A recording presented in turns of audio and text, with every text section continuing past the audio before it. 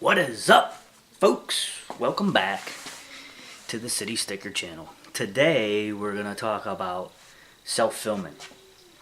As many as you know, I've been doing this for about 9 months now, and hunting season just passed, and as far as self-filming goes, I struck out miserably. Self-filming's hard. Let me tell you, it's hard. And let me tell you about my hunts. It all started back in October, and we had an early muzzleloader hunt here in PA, and it was during the archery season. I packed up all my stuff, got to the spot, and forgot my tripod. So I had to try to film by hand, and that went okay until the doe came that I wanted to shoot, and obviously I had to put down the camera to shoot the deer, and all I got was some after footage and the recovery of this doe. So that brings us to deer number 2 for the year. Was archery season. The last 2 weeks of archery here, there's a 1-week segment that bear, turkey, and deer overlaps. And so I went to an area that had all 3 in hopes of being able to bag an animal in that area. I did not see any bear this year with my bow, and but what I did do is I shot the biggest deer so far to record for me. Shot a very nice buck this year, but when I hunt this area prepared for bear, I don't carry a camera because quite frankly everything happens so quickly, and I wouldn't really have time to self-film.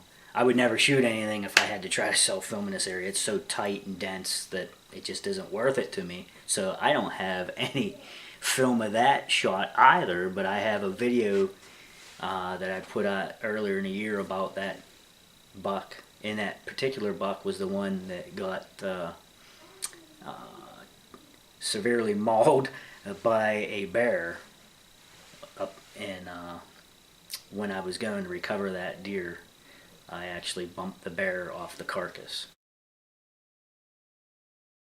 Deer number 3 was an area I rifle hunt a lot, and I was going in to my stand. I got out of work late and I was hustling to my stand, and I don't have a camera out while I'm getting to my stand. I usually get my equipment out when I get to the stand.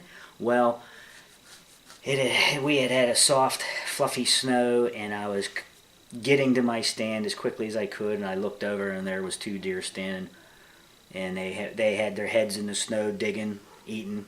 Never knew I was there. I put the gun up and dropped her. I have zero coverage of that deer also. Deer number 4. Deer number 4 was at the Whitetail Obsession Proving Grounds here in PA. Dave was not with me that day, so I was self-filming again. I was in a blind, and I had everything just right, so I thought.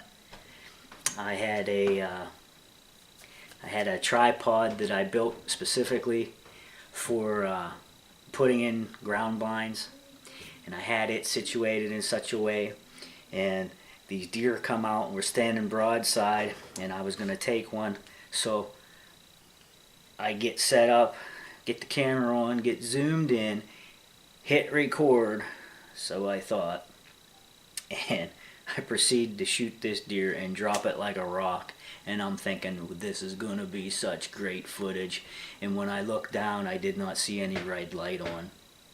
So obviously I either double bumped the button, or I had such cold fingers, I had mittens on at the time, when I pressed the button I didn't totally depress it, which made me depressed. so I was 0 for 4 self-filming this year, which really upsets me.